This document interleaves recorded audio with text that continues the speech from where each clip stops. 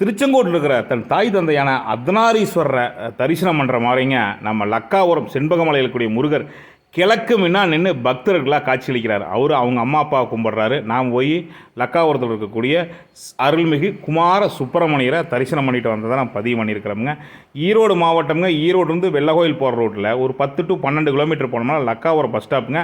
அந்த லக்காபுரம் பஸ் ஸ்டாப்லேருந்து கிழக்க ஒரு 1/2 கிலோமீட்டர் தான் எனக்கு போனோம்னா அழகான இந்த மலை குட்டி மலை ஓம் முருகான்னு வாசகத்தோடு நம்மளை அன்பாக அழைக்குதுங்க. யார் வேணாலும் ஈஸியாக ஏறி போகலாமுங்க. மலை மேலே ஏறினோம்னா அந்த சின்ன மலையில் முன்னாடி முகப்பில் விநாயகர் தரிசனம் பண்ணிட்டு போனோம்னு வச்சுங்களேன். அழகான முருகல் கோயில் வெளிப்பிரகாரத்தில் பாதி மலையிலேயே இந்த முருகல் அழகாக கிழக்கு நின்று காட்சி அளிச்சிட்டு இருக்கிறார். இங்கேருந்து சாமி கும்பிட்டு வெளியே வந்தோம்னா இது என்ன ஸ்பெஷல் பார்த்தீங்கன்னா, ஈஸியாக நம்ம எப்படி நடந்து போகிறோமோ அதே மாதிரி இருசக்கர வாகனத்தில் இறங்கி வரலாமுங்க. குறிப்பாக இதில் பார்த்தீங்கன்னா நான் பகல் நேரங்களில் கூட மேலே ஏறி போகிற மாதிரி மேலே வெயில் அடிக்காமல் மேலே ஷீட் போட்டு அவ்வளவு அழகாக கோயிலை வடிவமைச்சிருக்கிறாங்க. உள்ளே சாமி தரிசனம் பண்ணுறக்கா நம்ம உள்ளே போயிட்டு இருக்கிறவங்க வெளியே கொடிமரத்தில் சாமி தரிசனம் பண்ணிவிட்டு பார்த்தீங்கன்னா நம்ம முருகன் கோயில்னாவே முருகன் இருக்கும் இடமெல்லாம் இடுமன் இருப்பார் அப்படின்னு சொல்லுவாங்க.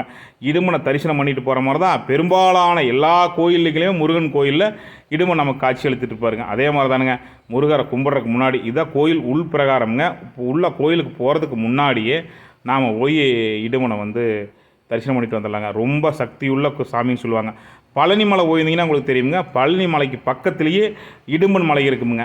முருகர் தன் மலைக்கு பக்கத்துலேயே ஒரு மலையை கொடுத்து அங்கே இடுமனை வச்சுருப்பாருங்க. அந்த இடுமனை தரிசனம் பண்ணிட்டு தான் நம்ம கோயிலுக்குள்ளே போகிறோமுங்க.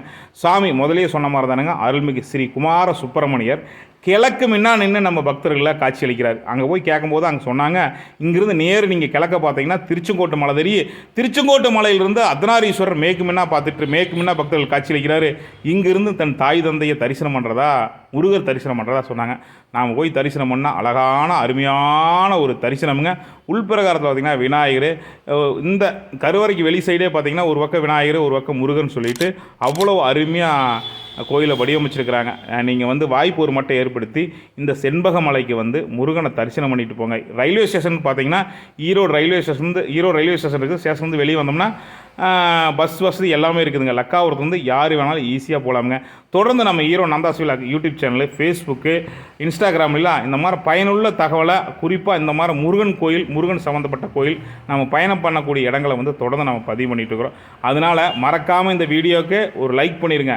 லைக் பண்ணிட்டு உறவினர் நண்பர்கள் எல்லாத்துக்குமே அனுப்பிச்சி வைங்க. பங்குனி உத்தரத்தை முன்னிட்டு பங்குனி உத்தரத்துக்கு போய் முருகனை தரிசனம் பண்ணுறத விட அதுக்கு முன்னாடியே போய் முருகனை தரிசனம் பண்ணலாம் அப்படின்னு சொல்லிட்டு நான் போய் முருகனை தரிசனம் பண்ணோம். நான் மட்டும் பண்ணால் போதுங்களா, நீங்களும் முருகனை கும்பிடுவோன்னு தான் இந்த வீடியோ பதிவு பண்ணியிருக்கிறவங்க.